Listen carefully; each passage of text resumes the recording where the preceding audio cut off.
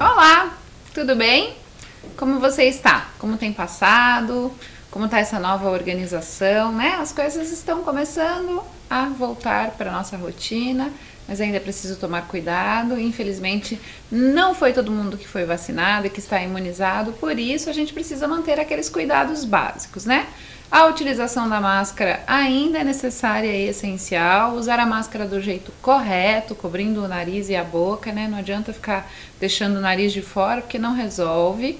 Lavar as mãos, que é um hábito que a gente precisa ter para a vida, né? Não só quando a gente tem Covid ou alguma doença, precisa manter as mãos sempre higienizadas. Mas o distanciamento ainda é necessário e importante, né? Para que a gente continue protegendo não só a nós mesmos, mas também aos outros.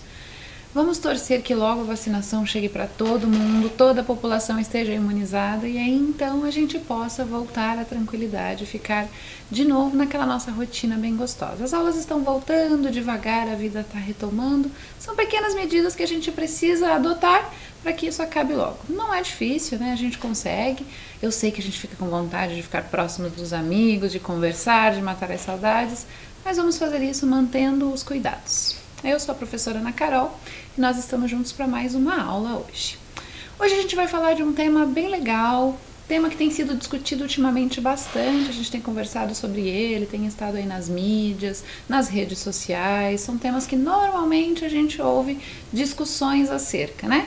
E que é importante a gente entender mesmo, fazer leituras, compreender, assistir, ouvir podcasts que nos ajudam a compreender esse tema, a formar uma opinião da forma adequada, né? Tendo aí subsídios, tendo aí jeitos corretos para ter uma opinião verdadeira e certa, né? Não ficar espalhando fake news, né? Em tempos de fake news a gente precisa estudar para fazer tudo direitinho. O que a gente vai falar hoje é sobre o feminino, relacionado, claro, com as diferentes culturas, né? Então, quando a gente fala do feminino, a gente vai falar então das mulheres, né? De todos os cuidados. Como será que são as mulheres ao redor do mundo, né? Imagine que o mundo é enorme e que as culturas são diversas e que, portanto, as mulheres têm rotinas, têm formas, comportamentos muito diferentes dos que a gente tem, né? E isso é fácil a gente pensar, basta a gente pensar, por exemplo, no vizinho. Tenho certeza que a rotina do vizinho, das coisas que eles fazem é muito diferente da que tem na tua casa. E é assim mesmo, né? As famílias são diferentes, são diversas, seres humanos são diversos. Por isso que é tão legal, né? Porque se fôssemos todos iguais, imagine que chatice não seria, né? Vamos pensar um pouquinho antes de quais são as características que tornam uma pessoa especial.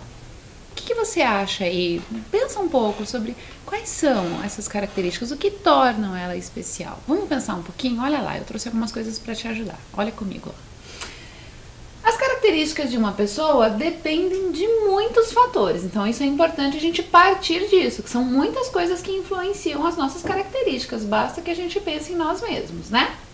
A gente vai ter aí questões como onde essa pessoa nasceu, a que grupo ela pertence, se teve acesso ou tem acesso aos estudos, se tem acesso às informações da sociedade, ou seja, se lê, se pode acessar a internet, se tem acesso a livros, a televisão, né?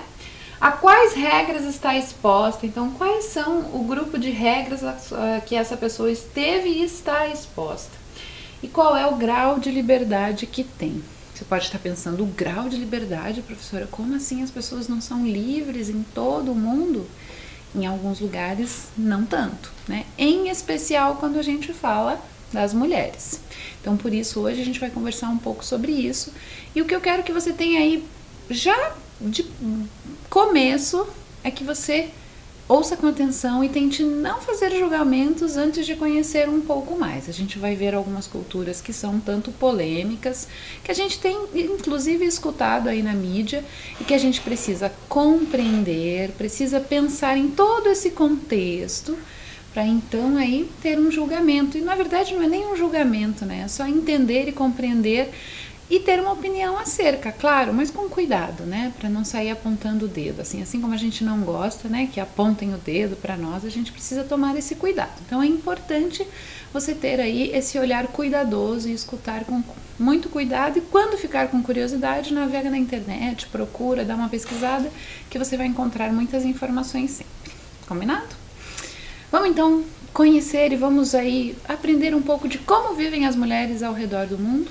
Claro que eu não vou conseguir trazer todas as informações que eu gostaria.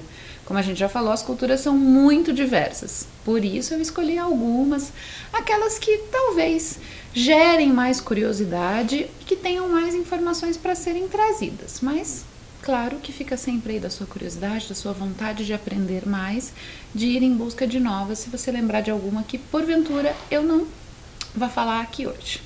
Vamos começar? Tá pronto? Vamos lá então. O primeiro lugar que a gente vai é a Índia, né?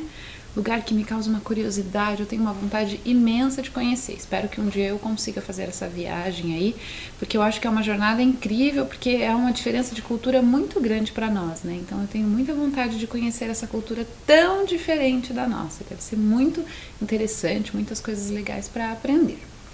Vamos pensar um pouquinho primeiro aí sobre a Índia, que é importante a gente lembrar que há uma diversidade cultural e religiosa imensa. Então isso é bem importante quando a gente vai falar de cultura e de religião, tomar esse cuidado para ter respeito e falar disso com cuidado, né? Quando a gente fala das mulheres, a gente vai ver que o status das mulheres na Índia está ligado às relações familiares. Então é um povo, é uma cultura que tem uma forte ligação com a família. Lá a família tem grande importância, os idosos têm autoridade sobre os mais jovens, e os homens sobre as mulheres. Começamos com a primeira grande polêmica, né? Então, quer dizer, professora, que na Índia os homens mandam nas mulheres, mandam mais que as mulheres. É isso aí, né? Num processo aí que devagar tem se transformado, mas ainda essa cultura é muito contaminada, é muito cheia dessa ideia de que o homem é quem comanda tudo, inclusive a mulher, né? Então é um processo que está em transformação. Eu tenho certeza que com o tempo, com a passagem aí, com as inovações, com as tecnologias, com as lutas todas que são travadas a partir disso, as coisas podem mudar. Mas é uma cultura, é um povo bastante marcado por isso. Aí eu fui ver algumas coisas porque eu acho as mulheres indianas incríveis, né? Elas estão sempre lindas, usam muita cor, né? O colorido está sempre presente nas roupas. E aí eu encontrei lá algumas coisas que a gente vai conhecer. A primeira delas é esse manto aí, né? Esse grande tecido que se chama chunari, chunari ou dupatta, que é esse grande pedaço de tecido, sempre muito colorido, sempre com fios dourados, prateados, então tem sempre essa questão do brilho também, que elas utilizam para proteger os cabelos e também o corpo, né? A questão da proteção dos cabelos, a gente vai ver que existe hoje uma questão que elas usam aí o chunari ou a dupatta para proteger o cabelo por causa da poluição, né? Então para deixar esse cabelo protegido, mas a gente também tem a questão muito forte da religião, que é a necessidade de cobrir os cabelos, né? As mulheres cobrirem os seus cabelos, não podem ficar com os cabelos descobertos. Então a gente tem essas duas possibilidades. E aí tem também essa questão da poluição, de se proteger, né, dessa poeira toda que tem na rua. Lembra lá que a Índia é bem populosa, tem bastante gente, então essa questão da poluição também está bem presente. Vamos ver mais uma outra coisa? Tá pronto? Olha lá. Esse que eu trouxe agora é o bindi. O bindi não é uma exclusividade feminina, não são apenas as mulheres que utilizam, né? Os homens também colocam aí essa marca que fica entre os olhos, que é feita com uma tinta que é feita de cúrcuma, né? Houve uma época aqui no Brasil, já há algum tempo, e ainda existem algumas mulheres que utilizam esse bindi, mas é uma joia, né? Parece aí um brinquinho, que daí elas colam aqui no meio, aqui nesse meio entre os olhos, entre as sobrancelhas, e funciona para algumas, como essa questão religiosa que a gente vai ver, mas também para muitas só como uma questão estética, né, de embelezamento, como um adorno para ficar mais bonita, aí como os piercings, os brincos, as tatuagens. Na cultura indiana, o bindi tem uma função bem importante, né? Porque ele está muito relacionado com a religião, porque eles acreditam que esse é um terceiro olho. E esse terceiro olho abre, então, né, essa pessoa para transcendência, então para essa ideia da religiosidade, da fé, de entrar em contato com esse mundo espiritual. A gente tem que lembrar que na Índia são religiões diversas e eles adoram muitos deuses, então existem diferentes deuses que são adorados. As histórias são sempre muito interessantes, independente da religião. Então quando você puder, estiver navegando pela internet, dá uma procurada. Essa que eu coloquei aí na foto, que você tá vendo com essa criança elefante sentada aí logo abaixo das suas pernas, é a Parvati. E o Bindi, esse terceiro olho, é atribuído a ela. Então é ela quem utiliza o Bindi, e é ela quem é a responsável pela utilização dessa marca entre os olhos, entre os indianos, e em especial também pelas mulheres. Parvati é a mulher de Shiva, né? Então aí ela compõe um grupo de deuses que são muito importantes na cultura indiana. Shiva, bem rapidinho vou contar para você, é um deus que tem uma coloração azul. E é azul porque ele foi salvar lá em um determinado momento a Terra e teria então que travar uma batalha com uma serpente muito perigosa e foi picado por essa serpente que tinha um veneno mortal. E aí a Parvati, a sua esposa, apavorada no momento em que ele foi picado, apertou o seu pescoço com toda a força para impedir que o veneno circulasse pelo corpo de Shiva. E aí isso funcionou, porque Shiva conseguiu sobreviver. Mas aí ele ganhou uma coloração azulada. Então ele é um deus, quando você for ver, ele tem uma cor sempre azul. E a Parvati foi aí a sua salvadora, né? Depois você pode ler um pouquinho mais sobre ela. Ela é uma deusa bem importante, né? Tem relação com a fertilidade. Então, quando você estiver navegando, vai buscar um pouquinho mais de informações sobre isso. Em especial, eu trouxe ela aqui para falar do Bindi, que é essa marca utilizada aí na testa, né? Entre os olhos. Vamos pro próximo? Que é esse aí que a gente tá vendo, ó, que é o Sindordana. Sindordana, na verdade, é uma simbologia. Então percebam ali que nessa foto, essa mulher tá recebendo aqui entre os seus cabelos, tá caindo sobre ela um pó vermelho, que é cúrcuma. Aqui no Brasil, cúrcuma a gente usa mais até como tempero do que como essa ideia de fazer tonalidade, né, de usar como maquiagem, por exemplo. E lá na Índia ele é utilizado bastante. O Sindordana, numa relação, guardando aí as proporções, é como a aliança que a gente utiliza quando casa. Né? É muito comum aqui no Brasil, até mesmo antes do casamento, quando está namorando, noivado, até chegar ao casamento, a utilização de alianças, que ficam ou na mão direita ou na mão esquerda. Né? E quando passa para a mão esquerda, então, é o símbolo de que essa mulher e esse homem estão casados, têm um compromisso que é o casamento. Na Índia, esse símbolo é feito pelas mulheres dessa forma. Então, elas sempre vão utilizar aqui nessa marcação do cabelo, entre o cabelo, esse pó feito de cúrcuma, que é esse sinal que se chama Sindordana, para identificar que ela é casada. Elas utilizam também porque acreditam, as que são mais religiosas, que utilizar o Sindordana traz prosperidade para o casamento, traz alegria, traz mais amor e felicidade. Então veja só, de novo, muito relacionado com as questões da religião, né? Então não é só um adorno, não é só uma marca, tem também aí uma simbologia, né? Então as mulheres utilizam e a gente percebe inclusive que elas fazem questão de utilizar isso porque prezam pelo seu casamento, querem ter um casamento tranquilo, sem brigas, sem problemas, e acreditam que a utilização do Sindordana faz com que isso aconteça. É uma questão religiosa, né? Por isso que a gente precisa respeitar e ter cuidado para lidar com ela. A outra lá que eu gosto muito, que eu acho bem bonito, é o Mendi, ou a tatuagem de rena mesmo, que aqui no Brasil a gente teve uma época que conheceu bastante, tinha uma moda bem grande, principalmente nas praias. Depois acabou saindo um pouquinho e hoje a gente ouve muito falar sobre fazer o design da sobrancelha, né? Utilizando rena, que é um tipo de tinta que marca a pele, mas ela não fica permanente, ela vai saindo conforme o tempo passa. Lá na Índia, as mulheres utilizam essas tatuagens, então percebam lá que são desenhos muito bem elaborados, né? São bem bonitos, e elas fazem esse adorno, esse embelezamento para a cerimônia do casamento. Então, para as mulheres é um momento interessante porque é como se fosse uma despedida de solteira. Então, ela reúne as amigas, os familiares, são apenas as mulheres que podem estar reunidas nesse momento.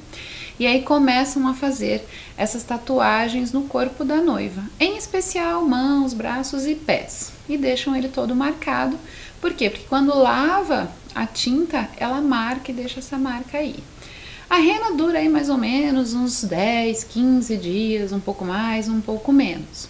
E durante esse período, depois que a mulher se casa, ela fica sem realizar as tarefas domésticas. Então, quando ela está toda tatuada, enquanto há tatuagem de rena nos pés e nas mãos, ela não realiza suas tarefas domésticas. Tô aqui pensando que eu queria fazer tatuagem de rena sempre, ficar com ela marcada aqui no meu corpo para eu poder fugir das tarefas domésticas, né?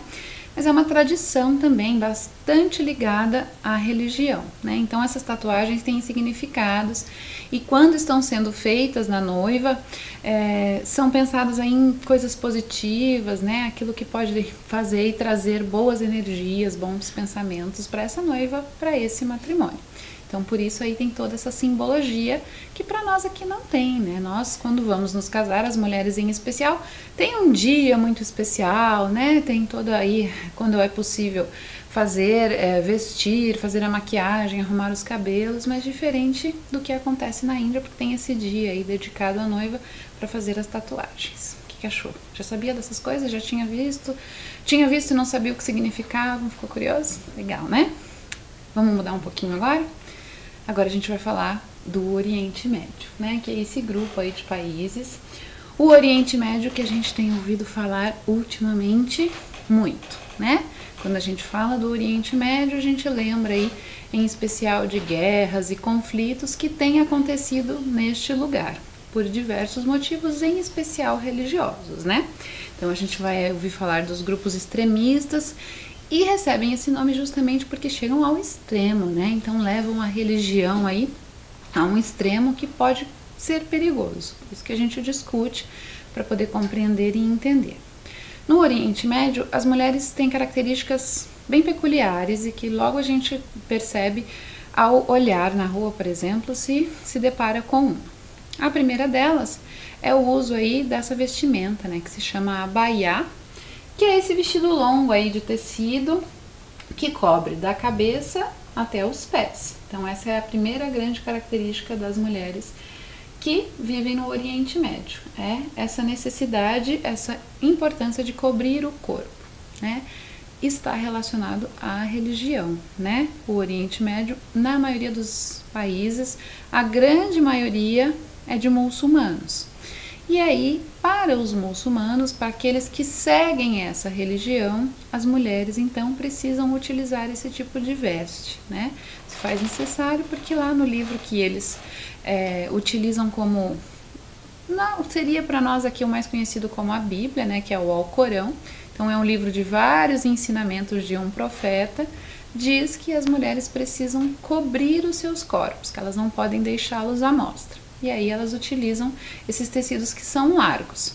É que também, além de não deixar a mostra, não pode marcar o corpo da mulher. Então, diferente do que a gente vê no Ocidente ou em outros países, as mulheres não usam aí vestidos, calças, né, que marcam mais a sua silhueta. O que elas fazem? Elas usam esse abaiá, que é esse grande vestido que é como um manto, né, que cobre todo o seu corpo. Se você cruzar em algum momento com uma mulher que é muçulmana e que segue a religião, você vai ver que ela estará sempre com os braços cobertos e estará apenas com as mãos à mostra, né? E aí a gente vai ver uma outra característica que é o uso desse lenço, que recebe o nome de hijab.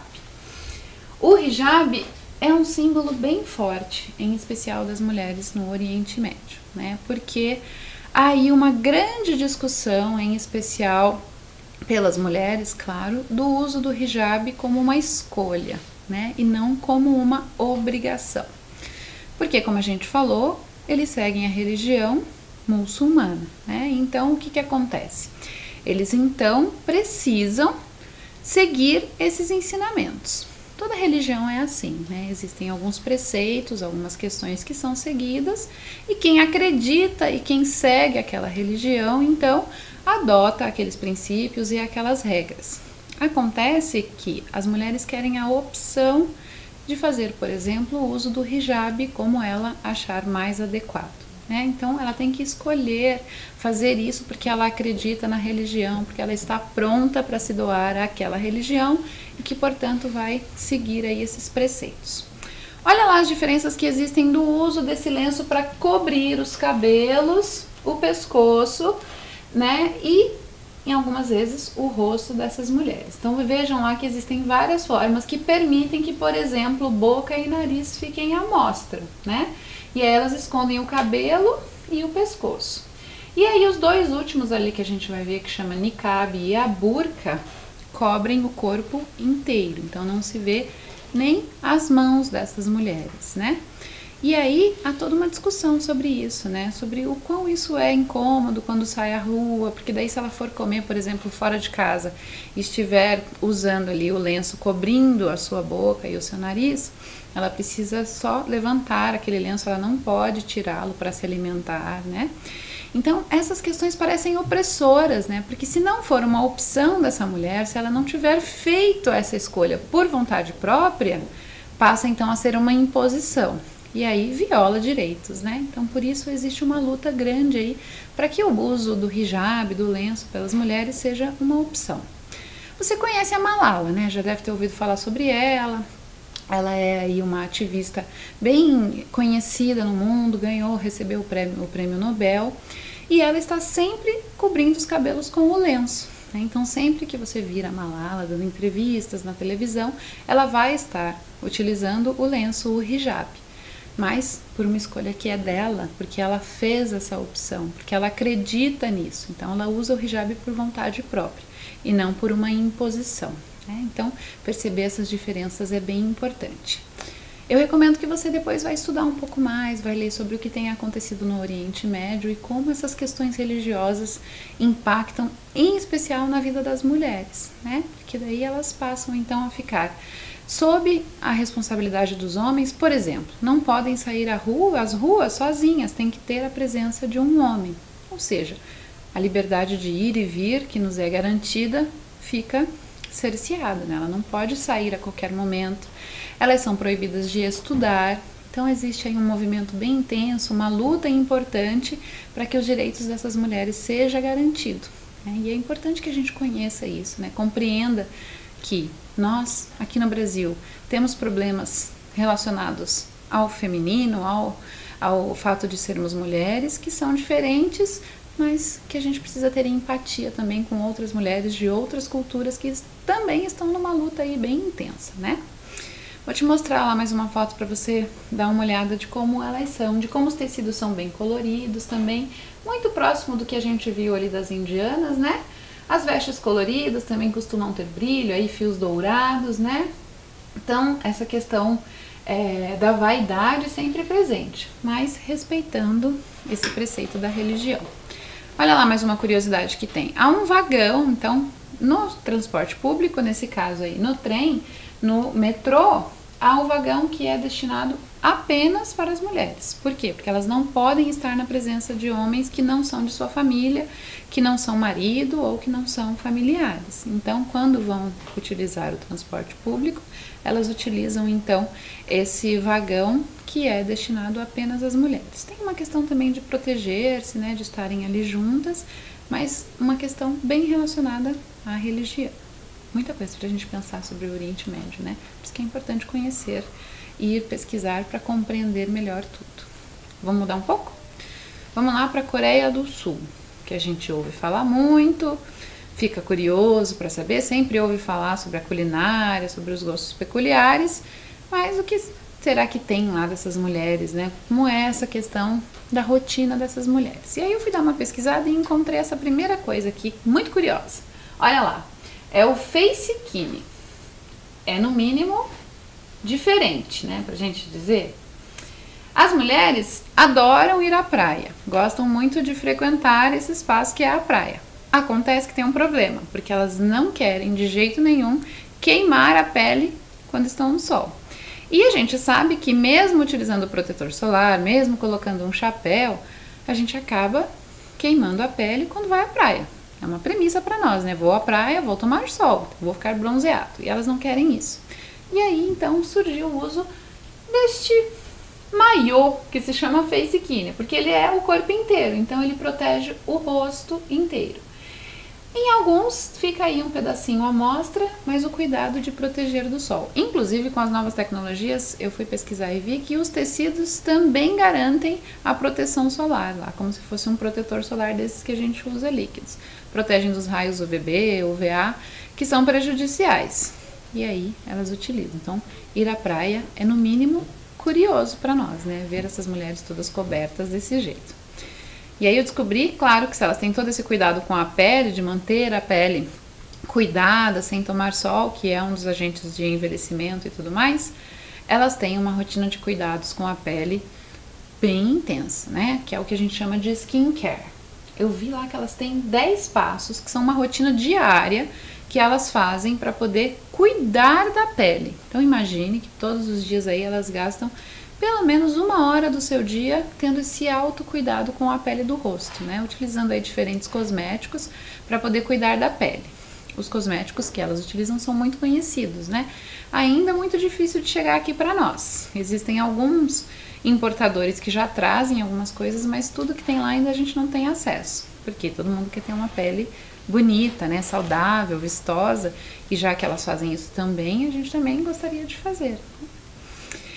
Lá tem uma questão também de que eles são muito conectados com a tecnologia, então há tecnologia por todos os lugares. E aí, para as mulheres, uma das coisas que eu descobri, olha lá, é que as gestantes recebem do governo um cartão de crédito.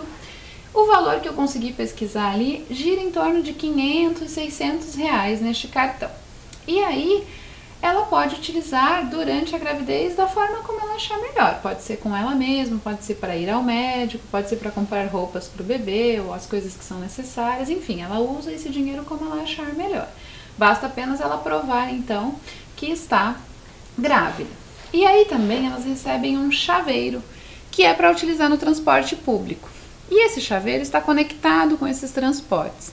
E quando essa mulher entra em um ônibus ou no metrô, os assentos que estão destinados às gestantes acendem. Então, uma luz ali acende e se porventura você estiver sentado ali, você já sabe que precisa se levantar porque alguém entrou naquele coletivo, entrou ali naquele meio de transporte e é uma gestante. Então, é legal porque daí quem tem muita vergonha, né, às vezes fica um pouco sem graça de levantar do lugar ou pedir o lugar porque está grávida, não tem esse problema.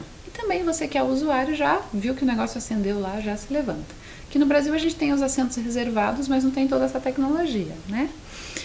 E tem a vantagem também, porque a mulher já recebe esse chaveiro desde o início da gravidez. Então, necessariamente, ela não precisa estar com a barriga saliente lá para poder usar e usufruir do direito de sentar nesse assento que é reservado às gestantes. Então, quando ela entra, mesmo que a barriga não esteja ainda aparecendo, ela já pode utilizar.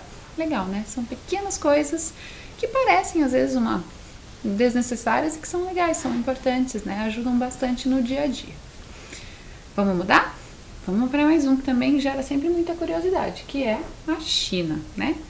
Que também a gente ouve falar que tem uma culinária bem diferente, né? Um modo de viver um pouco diferente do nosso. É o mais populoso de todo o planeta, né? Tem uma curiosidade que diz que se todos os chineses em um momento derem um pulo, todos juntos, iguaizinhos ali, todos pularem no mesmo instante, a Terra muda de eixo. Pra gente entender um pouquinho como é um lugar populoso, né? Então é tirar a Terra do seu eixo. Claro que daí se todos pulassem ao mesmo tempo, né? Isso aí são esses cálculos que os cientistas acabam fazendo, que geram essas curiosidades mais interessantes. As mulheres lá tem algumas questões do preconceito que permeiam bem elas e que são um pouquinho chatas. Vamos ver a primeira, que eu achei que, né, já devia ter mudado, inclusive. É uma questão que essas mulheres precisam casar-se logo ali após os 20 anos. Completados 20 anos, elas já têm que encontrar marido para se casar. É uma loucura, né? Porque essas mulheres, se não estão interessadas em casar, em contrair um matrimônio aí, elas começam a ser rotuladas, a serem chamadas de solteironas, de fracassadas.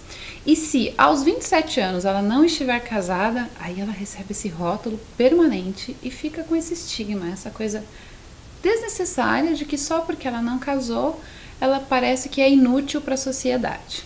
E aí há um movimento intenso porque as chinesas têm ido estudar, trabalhar, né, buscar conhecimento, querem viajar, fazer outras coisas. Logo, aos 20 não estão interessadas em casar. E estão numa briga intensa para que esse preconceito, para que essa questão cultural se rompa, né? Porque imagine que isso é milenar, há muito tempo que isso vem acontecendo. E aí essas mulheres, ao longo aí dos tempos, têm mostrado que isso não é legal, que não precisa disso, que elas têm a opção de escolher em que momento querem se casar. Muito justo, né? Então, viu quantas questões que tem pra gente pensar? Imagine que eu trouxe só algumas culturas, né? A gente só tá falando de algumas. Quantas outras não tem por aí, né? Depois você pesquisa, tá bom? Vamos para mais um? Olha lá, o Japão também. Local esse que eu tenho também muita curiosidade e espero poder visitar um dia. Também por essa questão cultural, né? De conhecer melhor. Gosto muito da cultura e tenho muita vontade também de estar lá para conhecer de perto, né? Romper também com as minhas... essa questão da gente ser do Ocidente, conhecer um pouco do Oriente, os seus costumes, a forma como vivem, é bem legal. Vamos falar um pouquinho dessas mulheres, então? Olha lá. O Japão é uma cultura onde a mulher geralmente é submissa aos homens, né? Então, claro que em algumas regiões com um pouco mais de intensidade, em algumas outras regiões um pouco menos, mas essa questão cultural é bastante forte com as mulheres, né? Elas ainda têm essa coisa de estarem submissas aos homens, né? É uma cultura aí bastante patriarcal, como a gente chama, né? Onde os homens acabam aí tendo maior poder, maior vantagem, por assim dizer. Quase no mundo inteiro é assim, né? E aí em algumas culturas com um pouco mais de intensidade e em outras com um pouco menos. No Japão, as mulheres, quando se casam, gerenciam a família. Então são elas que cuidam de absolutamente tudo. Tem uma curiosidade que se você gosta aí de mangá ou de animes, você vai perceber que a presença do pai quase nunca aparece no anime, né? Justamente porque o pai fica responsável por prover, ou seja, por trabalhar, ganhar dinheiro para trazer a família. E por isso ele acaba ficando muito tempo fora e essa mulher então passa a ficar mais responsável. Hoje não tanto, mas é muito comum que quando casem as japonesas então parem com o trabalho, né? A sua vida profissional fica parada porque elas vão se dedicar exclusivamente à família. Então aí de novo, né, esse movimento da gente compreender que é uma escolha, que se essa escolha foi feita por essa mulher e se ela está feliz com essa escolha, ótimo para ela, né? O que não pode ser é uma imposição. Dentre as outras coisas que eu fui pesquisar, é essa questão dessa pele, né? Porque a gente conhece aí essa imagem, essa figura bem peculiar do Japão, que são as geishas. Então elas são ensinadas, são preparadas e aí aprendem dança, artesanato, aprendem toda essa coisa de como servir bem, né? Então tem todo um ritual sobre servir, sobre a dança, sobre tocar diferentes instrumentos. Então elas são mulheres que se preparam para entretenimento, né? Então são aquelas mulheres que estão dedicadas a essa coisa da arte, né? Então elas aprendem diferentes instrumentos, diferentes formas de artesanato. E aí a pintura com essa pele bem branca é só uma questão estética, não tem uma razão aí diferente dessa, né? É só essa questão de que parece que o branco traz essa coisa da perfeição e que por isso também essas mulheres não gostam de se expor ao sol e ficar bronzeadas, né? Elas não têm esse perfil porque para aquela cultura uma pele bronzeada não é bonita, esteticamente elas não gostam, então elas não tomam sol. Diferente do que a gente tem aqui no Brasil, por exemplo, né? Um país tropical onde a gente adora, ou a maioria de nós gosta de ir à praia, de tomar sol e de ficar bronzeado. Para elas não, para elas essa ideia de que você está saudável não está relacionado a estar com uma cor bronzeada, né? Ao contrário, quanto mais bem cuidada, quanto menos sol a sua pele toma, mais bonito você se torna. É uma questão aí de cultura, né? De gosto. Vamos ver mais algumas proibições que existem lá? Então olha lá, acompanha comigo. Uma delas é que elas nunca vão se tornar rainha, né? Então o que que acontece? Houve um momento em que teve aí um pequeno problema com a família real de que não havia sucessores homens, né? Não nasciam crianças do sexo masculino. E aí houve uma discussão da possibilidade de uma dessas meninas tornar-se rainha, mas isso foi por terra porque daí um sucessor do sexo masculino nasceu, então tornar-se rainha lá não é uma possibilidade. O que vai ser é sempre um homem, vai sempre seguir a linhagem mais masculina. A outra é visitar essa ilha aí que é maravilhosa e inclusive já foi considerada pela Unesco como patrimônio, que é essa ilha de Ikunoshima. Ela é uma ilha voltada para a religião. Então os homens que vão a essa ilha vão com o objetivo de se encontrar com o espiritual, de fazer um retiro espiritual.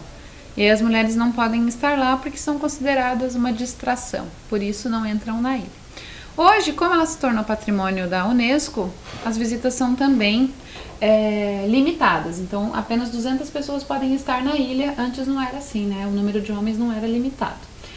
As mulheres nem vão a essa ilha, nem costumam romper com essa tradição e acabam não frequentando este lugar. A outra lá é que, quando elas se casam, elas não podem manter o seu sobrenome, precisam trocar. Então, vão ficar com o sobrenome do marido. Aqui no Brasil, a gente pode escolher ter os 2 nomes, ter apenas o nosso, não mudar, ficar só com o nome do marido. Lá não. Lá você obrigatoriamente tem que passar a utilizar o nome do seu marido. A outra lá, mais um lugar que elas não podem ir também por conta dessa questão da religião, que é escalar esse monte aí chamado Omini. Tem o mesmo objetivo, né? Religioso, purificação, retiro espiritual, e as mulheres, uma distração, não podem ir a este lugar. Mais uma, vamos lá? Praticar o sumô, que também tem uma questão religiosa bem intensa, né? O que eles entendem é que o espaço ali onde essa luta acontece também é sagrado e que por isso as mulheres não podem frequentar.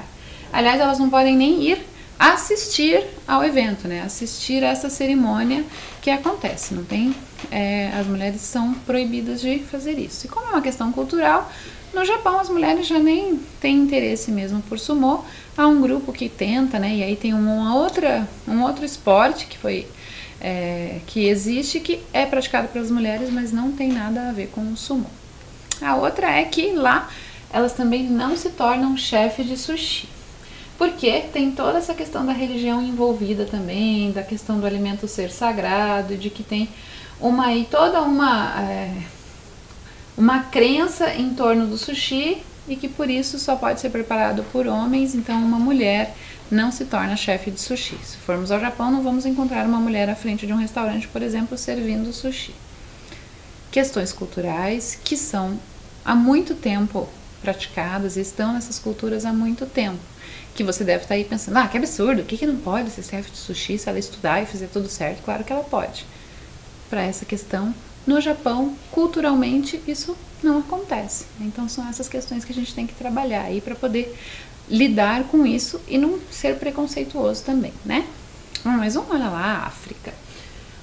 A África lá, esse conjunto de países, como a gente já falou várias vezes, também rico culturalmente demais, e aí também com diferentes etnias e uma grande diversidade de culturas, muitas mesmo, com questões, com hábitos, com estilos bem diferentes.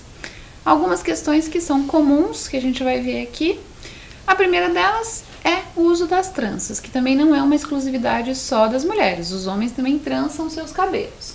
É que nos dias atuais a gente acaba vendo as tranças aí também como um instrumento, né, dessas mulheres para poderem se empoderar. Num outro momento, as tranças eram veículos de informações, porque elas eram trançadas e faziam-se mapas. Houve um momento em que elas escondiam sementes dos alimentos do seu povo, porque lembra lá, né, da escravidão, o tráfico negreiro. Então as sementes eram levadas para outros países para que eles pudessem manter aí a sua alimentação daquilo que gostavam. Também falavam sobre qual região essa pessoa era, que status ela tinha numa tribo, quem ela era na ordem do dia dentro dessa tribo. Então essas tranças também são uma forte referência da cultura africana, e mesmo porque enquanto ela está sendo feita, as histórias estão sendo passadas, estão sendo contadas, né, por quem faz ou por quem está arrumando o cabelo com a trança. A roupa das mulheres africanas também, sempre muito colorida, as estampas são bem especiais, muitas com significados, são na maioria das vezes feitas pelo próprio povo, né, que estampa esses tecidos, e elas têm uma coisa de amarrar o tecido pelo corpo, né, então elas não costuram, né, elas fazem algumas amarrações que permitem que essa roupa fique colocada corretamente no corpo sem precisar costurar, usar alfinetes ou coisas que prendam, né, então é bem legal ver como existem várias técnicas para, por exemplo, pegar um pedaço de tecido e transformar em um vestido bem bacana. Outra coisa que elas usam como amarração, e aí, diferentemente do que a gente viu lá do Oriente Médio, né, são os turbantes, que também aí são um grande símbolo, né, dessa cultura, que são utilizados também para dizer de qual tribo essas mulheres são. Também não são uma exclusividade só das mulheres, mas embelezam ainda mais essas mulheres tão lindas, né? Então, viu só quantas coisas, isso que eu só trouxe quase nada aqui, né? Gostaria de ficar muito tempo mais conversando com vocês sobre isso, mas não é possível. Então, vimos um pouco aí sobre essa cultura do feminino, como essas mulheres, um pouquinho só de como elas vivem. Vamos agora para nossa hora do inglês. It's English time. Are you ready? Então a gente vai falar um pouquinho sobre physical traits, que são as características físicas. Também vou falar aqui só de uma parte, né? As outras depois aí com os professores e com a sua curiosidade, você vai aprender mais. Então, vamos lá? Olha só. What does she look like? Repita, por favor. What does she look like? Vamos lá? What does she look like? Essa é a pergunta que eu faço para como é essa pessoa, né? Como ela se parece, como ela é. Fisicamente é o que a gente vai pegar aqui. Então, como ela é? Basicamente é isso. What does she look like? Vamos lá? Are you ready? Come on. Então, olha só. What does she look like? Vamos olhar lá então. Nós temos blonde. She is blonde. Repeat, please. She's blonde. She's blonde. And brunette. She's brunette. She's brunette. She's brunette. Repeat, please. Very good. Então, vimos aí duas só, né? Blonde and brunette. Então, o próximo, vamos lá? Que são as ruivas, né? Red-haired ou ginger. She is red-haired. She is ginger. Mais um. Vamos lá? E o próximo, black. What does she look like? Black. She is black. Então, a nossa aula hoje falou um pouco, discutiu um pouco sobre o feminino nas diferentes culturas. Como eu já falei aqui, muito pouco, né? A gente conheceu aí apenas algumas, são diversas. Vale aí você conhecer, inclusive aqui no nosso próprio país. Você vai ver que há grandes diferenças, por exemplo, nos hábitos das mulheres aqui do sul, das mulheres do nordeste, do norte, do centro-oeste. Então a gente vai perceber aí que culturalmente são muitas as diferenças, né? O importante é que a gente respeite a cultura, a religião, a forma de viver de cada uma e que cada uma possa escolher o seu jeito de viver, né? Que seja livre para escolher o que quer e o que acha melhor para si, que não seja obrigada a nada, né? Bom, a nossa aula está chegando ao fim. A gente se vê na próxima aula, fica bem. Não esquece de tomar aqueles cuidadinhos que são tão básicos, né? Que é pra gente acabar com isso logo e até chegar a vacinação a gente poder continuar com a vida, ainda que com essas coisinhas aí como a máscara, o distanciamento e continuar mantendo as suas mãos sempre higienizadas. Fica bem, se cuida. Tchau, tchau. Até a próxima aula. Bye, bye.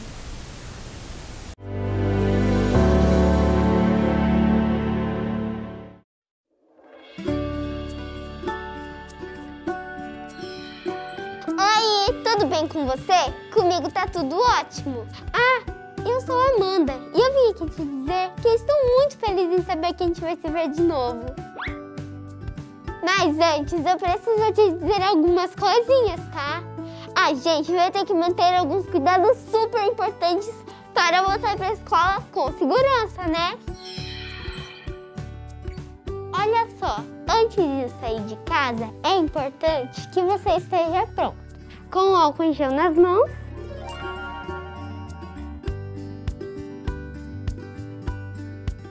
e a máscara certinha no rosto. Passa o álcool em gel de novo. Use máscara sempre, inclusive no busão. Sabemos que a saudade é enorme, mas ainda não dá pra gente se abraçar. E nada de beijos e apertos de mão também.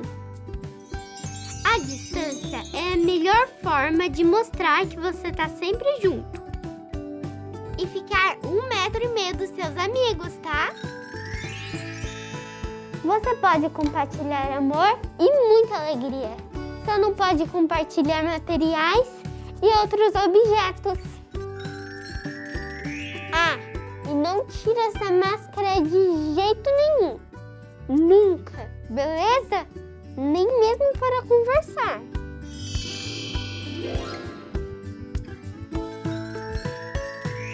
Eu quero muito muito ver você aqui, mas se tiver algum sintoma, pode ser corona, hein? Conta para os seus pais ou responsáveis, para você ficar em casa e eles ligarem para a prefeitura para receber orientação.